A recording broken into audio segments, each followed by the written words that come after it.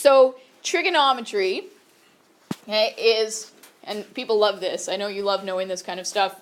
It's the Greek word for triangle geometry. Okay, so trig means triangle. Yeah, that's what it means. And we're talking about geometry here. So it's all about triangles. It uses 3 primary ratios or functions. And if this was a PowerPoint, there was some really cool animation here. But it's not a PowerPoint anymore because I just took a screenshot of it. But I can show it to you sometime. But it uses 3 primary ratios or functions: sine, cosine, and tangent. Now, these words, ratios, functions. Function, you've probably never even heard before at this level. We actually have a unit on functions later where you learn what they are. So it's probably pretty much a new word. Ratio, though, is something that you've heard lots, because there's entire units on ratios in grade 6, 7, 8. Does anyone have an idea of what a ratio is? Hannah? It's like a number, and then there are 2 dots, and then another. That's one version of a ratio. Yeah, that's great. Okay, so something, what Hannah's talking about is something, I'll just write it right at the top, something that looks like this, like 2 to 3. Okay, oh, and you can't see it, but I'll turn off one of the lights so we can see it a little better. Okay, so 2 to 3, with those 2 dots, like Hannah described, is, even then you can't really see it. It's the window. Fantastic. Okay, we'll just make it super dark in here.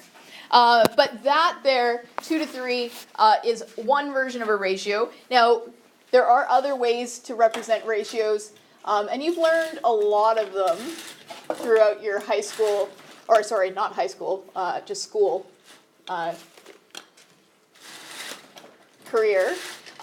Decimals are actually a way to represent ratios. Fractions are a way to represent ratios. This is the one that you probably saw and was told that's a ratio. Okay, so that's a really good one. But 2 over 3, like that, is also a ratio. Okay, 2 over 3. And 2 over 3 can always be written as 0.6 repeating, okay, which is also a ratio. Even the decimal version is a ratio. And we're going to be using mostly these 2, but this is still a ratio as well. Okay, so ratios is just really what a ratio is. The definition, I think. I don't know for sure. I'm not positive. But I think if you Googled it, you'd probably see something about a ratio being a comparison between 2 numbers. Hi. 128. Are you looking for Math 10? Yeah, come on in. What's your name? Tyson. Sorry? Tyson. Tyson? Okay, great. Okay, so a ratio is really just a comparison between 2 numbers. Now, when we're talking about a triangle, we're talking about comparing 2 sides. Okay, so just like we saw, let's see, there's chairs up here, yeah, maybe Tyson moved over, perfect. Tyson and Tyson, you guys will be fast friends. Okay, so they only work for right-angled triangles, and really it's just about taking 2 sides of a triangle and comparing them. Now, we saw Pythagorean theorem, and you guys all seem like you understand Pythagorean theorem. I walked around a bit. Everyone seemed like they at least kind of got it. The hypotenuse is really important. Now, what we're about to learn is that the hypotenuse is not the only thing that matters here. We're going to have names for all 3 sides of our triangle. Okay, so I know it's unfortunate because you've gotten so used to just having one name, but we're going to have 3 names. So if I have any triangle here, okay, any right angle triangle, okay, it's all going to be right angle triangles. In grade 10, we do what we call right angle trigonometry. In grade 11, there's more. Okay, now, whenever you have this, now the hypotenuse, everybody knows already, okay, right? The hypotenuse is this side. I'll just mark it with an H, okay, for hypotenuse. That's the side right across from the 90-degree angle. Now, when we're doing trigonometry, they're always going to identify another angle for you. Okay, there's always going to be a second angle somewhere in the picture. And the way they usually identify it is they mark it with this weird symbol. It's a circle with like a line through it. Okay, that's called theta, is what that symbol's called. So if I say theta, it's that symbol. That symbol's like, you know how we use X all the time in math? Like we don't use, well, we use lots of letters, but X seems to be everyone's favorite. Like math teachers always use it. Same thing with angles. People always use theta. It's a Greek letter, and it just gets used all the time. So it's like if I don't know an angle, I'll probably put theta, just like natural, because I've done so much math, I'm just used to it. That's what you use. For whatever reason, somebody decided that with angles, we should use Greek letters. So theta is the most common, but there's other ones that you might see. They're just like weird shapes, right? Just different letters. Now, once you identify that angle, that gives you a way to name the other two sides. So there's two sides, right? And like I said over here, we used to just call them legs. Like we're like leg A, leg B. There's two legs. With this, now that we have the angle identified, we can give them actual names. Now, the way I always do it, there's two names. There's opposite, which is a word everybody probably knows, I hope. Okay. We've made it to grade 10. And then the other word is adjacent. Okay, and that's a word that you maybe have heard, but you probably don't use in everyday conversation. So opposite obviously means like opposite, like things that are opposite one another. If we look here, like Brianna and Michaela are opposite from one another on this table. Okay, they're like right across from each other. That's opposite sides of the table. That's what it means here too. Yeah, that's what the word opposite means. Adjacent is something that means next to. Okay, so if someone ever tells you adjacent, like if someone's ever like giving you directions and they're like, oh, it's the office adjacent to 213. Okay, that means next to 213. Okay, it's kind of annoying that they're using such a big word to describe that, but they might say it someday in your life. You might hear someone use that word. Adjacent means next to. So that's what adjacent means. So this is how I do it personally. I always identify the hypotenuse first because I know that. I've known it since like grade 7. I have it memorized. I know where the hypotenuse is. Then I identify the opposite because opposite is easier to me. I know that word. I know the word opposite. I know it means across from. It means opposite from. So what I do is I look at the angle and I say opposite from that. So across from that is the opposite. And I mark it with an O. This is the most important part of this unit. And I know it doesn't seem that hard right now, hopefully. Or maybe it does. I don't know. But it's super important because if you can't do this, the rest of the unit's super hard. Okay, then opposites across from it, and then I'm like, well, then the last side has to be adjacent. And the reason it's adjacent is because it's like right next to the angle. Okay, it's right next to it. So we have opposite, we have adjacent, we have hypotenuse. So it really matters where that angle is. Like if I move the angle, so if I draw the exact same triangle, if I draw like an identical or identical-ish triangle, because I probably won't manage identical. Okay, if I draw an identical-ish triangle, this is still hypotenuse, always. But if I draw the angle up there, if I mark theta here, then my opposite and my adjacent switch. Because my opposite is across from the angle. That's opposite. Okay, down there.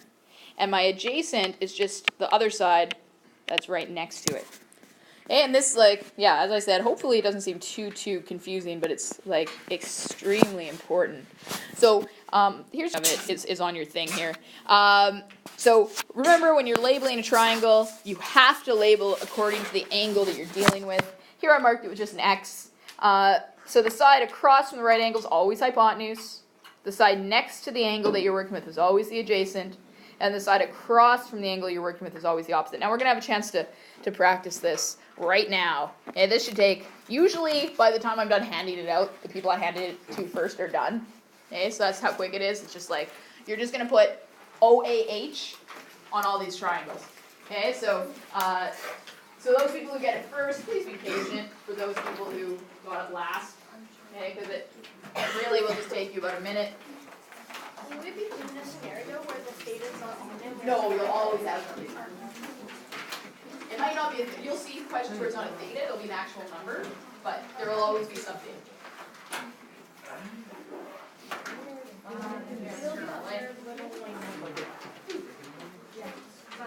Are you the school facing or do you just transfer? So opposite, which is this half circle thing instead of theta drawn.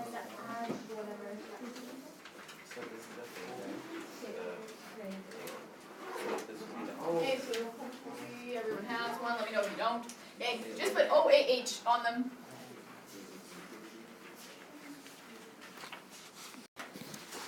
Okay, so here, what we're going to learn first is about the tangent ratio. I'm just going to kind of tell you about all the ratios. So remember, a ratio is, like we talked about, it asked there, what is a ratio? We talked about it already. It's a comparison between two numbers. So what you can see here is there's something that, this phrase, that all students really need to know. If you ask any older students who've taken grade 10 before, they'll know it.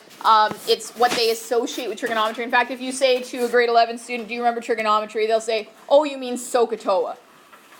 Okay? That's like the thing you should remember. It's the most important part of this unit. So the way this is said, it's what's up here, is SOHCAHTOA. It helps you remember the ratios. Because trigonometry has 3 ratios. If you look at any calculator, okay, they have 3 buttons on it that say SIN, COS, and TAN. Okay? Any calculator will have these buttons somewhere. These are called the trigonometric ratios. They're super important. And they're... Okay, we're going to use them, yeah. Okay? Finally, a purpose for these buttons. So SOHCAHTOA helps you remember that. And I can tell if a student hasn't learned trig at all, and maybe they're not going to class, or they're really not listening to their teacher, if they don't know this. Because it gets used so much that if they don't know it, it's because they are not doing their part of the deal.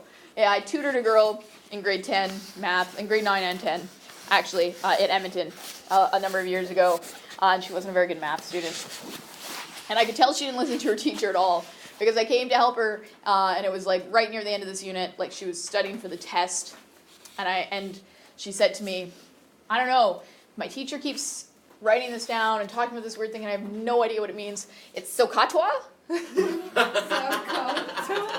I was like, no, it's not SOHCAHTOA. You aren't listening to your teacher at all. You are not paying attention in class. Your mother should be angry at you. So I knew she wasn't paying attention. So you should know it. SOHCAHTOA. In fact, on top of every test, quiz, assignment for the rest of this unit, you should be writing this down. You should be writing SOHCAHTOA somewhere on it. Because you need it. You need it to look at it. It helps you memorize, or not memorize, but it helps you have all of the ratios. Because what the ratios are, like I said, we're going to be doing them mostly as fractions, a bit as decimals. So it's a comparison between two sides. So the sine ratio is a comparison between the opposite and the hypotenuse. Okay, that's what it is. It's a comparison between the opposite and the hypotenuse. So that's what SO tells you. So the way a lot of students will write it, I see, and it's good, is they'll write S, which they know is sine, is equal to opposite O over hypotenuse H. Okay, like that. And they'll write it like it's a little fraction, which is good, because that's the proper thing. Hello? That's me. Hi. I do not need it anymore. Yeah. Okay. Bye. So that's how a lot of students will write it, which is fine because it's correct. Okay, so it's the first letter over the second letter. So like S is O over H. So C would be, what would go on top? A over H. My H's are a little messy. And T is O over A. Now, that's like shorthand. This is like really shorthand. This is not like a mathematically correct equation. Okay, it's just letters. But it's to help you memorize it, okay, or remember it, so that you don't have to sit there guessing. Because if we didn't have this, it would be really hard. Okay, so it's really important. So what we're going to do first is we're just going to do tan. Okay, and this is the actual way to write it. That's down at the bottom there. Tan A stands for angle here. So the tan of an angle, it could be a theta there. If we wanted to put a theta there instead, we could. Wait. Yeah. So, how come it's not like over here? How come it's like this and the other one? It doesn't matter. Just any symbol there, okay, or any sign. Okay. So that's not a bad question. It's like what Winston's asking about is like sometimes it looks like this, okay, with just like a little loop drawn. Okay, sometimes there's the theta there. Sometimes they might put an x there. Whatever they're going to do, it's just to identify one of the angles that you're looking at. Okay, and so tan of that angle is equal to the length opposite and the length adjacent. So O over A. Now that sounds really weird right now. So let's actually look at an example, because until you actually see some examples of this, it's going to be really weird. Even the first couple examples are going to seem pretty weird. I'm hoping we're going to get, we should, to what this is actually useful for in the next 15 minutes. Because at first it's just going to seem really weird. You're going to be like, why do we do this? But there is a purpose to it. This actually helps us find sides and angles of triangles that are like missing from the picture. So they are useful, I swear. Okay, so let's look at an example here. Okay, so this is just one where they're just asking us to find, they say tan D and tan F. So what I do, if I'm doing a question like this, right at the top I write down SOHCAHTOA, or some version of it to help me remember. And I'm like, okay, they're looking for tan. Okay, so tan is T, so I'm looking at TOA. Okay, that's the one that matters here. So what that means is that tan of any angle, okay, any angle at all, so let's say if I'm looking for tan D, D is an angle, always has to be, you'll notice what they do with triangles is they use capital letters for angles a lot of the time. So tan D is equal to opposite over adjacent, O over A. Now that's not the answer, that's just like my equation for the answer. Okay? I need to fill in some things here. So if I look at this triangle, opposite, okay, of D, if I'm looking at D, which side is the opposite? Is it 4 or 3? 3 is opposite. 4 is the adjacent. So what that means, it's really straightforward, is that tan D is O over A. It's 3 over 4. Okay? And that's really it. That's like the answer to what tan D is. And that's what I'm talking about. Like right now that seems stupid and purposeless, but it does have a purpose. This will help us. We'll take this a step further in the next examples. Now, sometimes we want a fraction. In fact, I prefer fractions. If I don't say, leave it as a fraction. Sometimes it will say something like, and round it to the 10th or to the 100th or something. You can type this into a calculator. If I go 3 divided by 4 on a calculator, does anyone know what I get?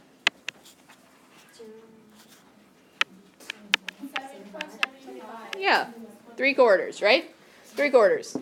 So 3 over 4 is 0.75. So you could write it as a decimal as well. So the angle would be 0.7. Not the angle would be 0.75, no. The tan of the angle is 0.75. So this is what I'm talking about. It seems kind of weird right now. It's just a ratio. That's all it is. This is just a ratio. It's not an angle. But what I'm going to show you how to do in a couple minutes is how to use that ratio to find the angle. Okay, so we'll figure out how to go from this to how many degrees is D. Okay, we'll go the next step in a few minutes. Okay, so now tan F is what they want next. So they want tan F. Now tan F, all tan all the time is opposite over adjacent. So does that mean that tan F is also going to be 3 over 4? No, just put straight. It's going to be 4 over 3. So what's important here, it's easy to be like, yes, it will be. But when we're looking at tan F, we're restarting here. We're now looking at this angle. So my O and my A switch. So now, instead of being 3 over 4, it's 4 over 3, which is 1.3 repeating, if I type it into a calculator. Okay, so it really is important what angle we're talking about. And you can't do this without being told what angle you're using. You can't just like find tan. And that's another reason I don't like, I see students do this a lot, is they'll just write tan equals 0.75. Like that. And I don't like that at all, because tan doesn't equal anything. Tan is actually like an operation. So it's like a plus sign or a minus sign or a multiplication symbol or division symbol or square root symbol. You would never write like plus equals 3. Like that's not, doesn't make sense. Same way, something like tan equals 0.75 doesn't make sense. You really need to have the letter after it. Okay, so I'm going to give you guys like 2 minutes, like straight up 2 minutes, to try the slide that's next, where it asks you to find tan x and tan z. It's exactly the same. It's just a different picture, different numbers. Okay, so try doing it exactly the same way. Okay, find tan x and tan z for this one. Do you want us to Do- reduce if divide you it. can? Yeah, reduce if you can. That's a great question. So this one you definitely can. 12 and 6. We can definitely reduce some reduction. And it's good to do that. Okay, so put your fraction in the lowest terms if you are able to.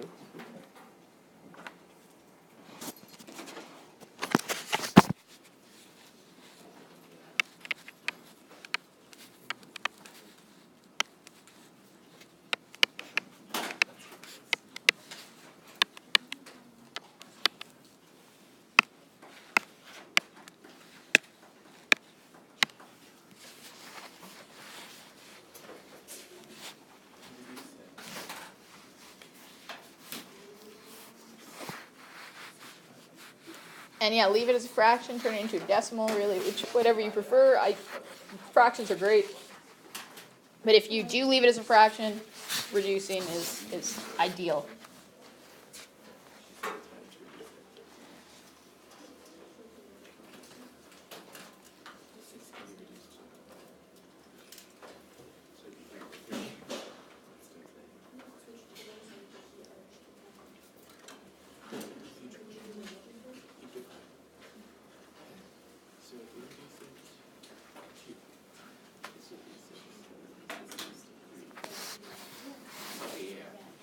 Okay, guys, so who thinks they know what tan x is?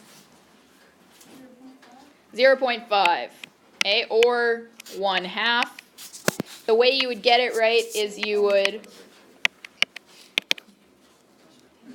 my stylus is not working. Yep. Put down y instead of tan z. Oh, yeah, thank you. Yeah, I'll fix it if I can get this to work. Why don't you want to work?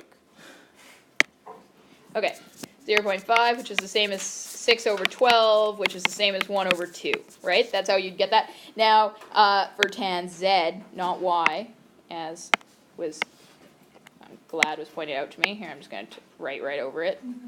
Okay, tan z is 12 over 6, which is equal to what? 2. Or 2 over 1 if you wanted. I wouldn't mark it wrong. But we don't usually write 2 over 1, right? You don't need to write that over 1. However, if you did, don't worry about it. Okay, now the reason to kind of rush through that a little bit is because I want to show you how this is actually useful. So here, this question asks us for angle G and angle J. Let's just do one of them even, and we'll see if we have time for the next. Okay, angle G, if I identify it right there, all the time, what I do first is I mark my O and my A, okay, and my H. Okay, you know, I do the whole thing really, but okay, so H is across from the 90 degrees. 4, is that O or A? O, and 5 is A. So if I'm doing G here, I have my opposite and I have my adjacent. I can use tan G. I know it's opposite over adjacent because that's the rule for tan. Tan is opposite over adjacent. So tan G is equal to 4/5. Okay, or if you wanted to turn it into a decimal, you could turn it into 0.8. Okay, so right now that doesn't really mean much to me. That's just a ratio. I'm just comparing the opposite side to the adjacent side. I'm just saying it's 4/5. Now your calculator has a way, and it's miraculous, of taking this number and turning it into an angle, like a degree, like 35 degrees. Okay, because basically the idea is with trigonometry, I like for students to kind of understand this, is that trigonometry is this process where they realize that all triangles that have the same proportions, so for instance 4 and 5 here, would be the same proportions as if I drew a much bigger triangle that was 8 and 10. Okay, right? I just doubled both of them. Okay, this angle G, and actually all three angles, but angle G would stay the same. Okay, I would just make the triangle bigger, that angle would stay the same. And what somebody did like a long time ago, hundreds, thousands of years ago, somebody figured out all these different proportions and figured out what the angle would be that matches them. and they're in your calculator. Like your calculator knows all these. So if you tell your calculator tan is 4/5, your calculator is able to spit out an angle and say, okay, well if tan is 4/5, I got 0.01. oh, I'm going to have to tell you how to do it. Okay? Your calculator has a way to say, oh, if tan is 4/5, the angle is 39 degrees. Okay? So it's kind of amazing. So now on your calculator, the way you get this, you do have to make sure, some of your calculators might be in the wrong mode. So I'll show you how. I'll come around and look at them to make sure everybody's doing it right. But what you want to do is you want to get this up somehow. So usually you press second tan. So if you press second tan, most of your calculators will probably have something that looks like this come up. Okay, with this little -1. That's called inverse tan. And then you type in 4/5. And you press enter, and it should give you 38.65, which is about 38.7 degrees. So I'm going to come around right now. I think this is going to be definitely the last thing we do today, because we only have about 2 minutes. I want everyone on whatever calculator they have to be able to get this number. So if you haven't yet, please let me know. You press second tan. It's not working for me.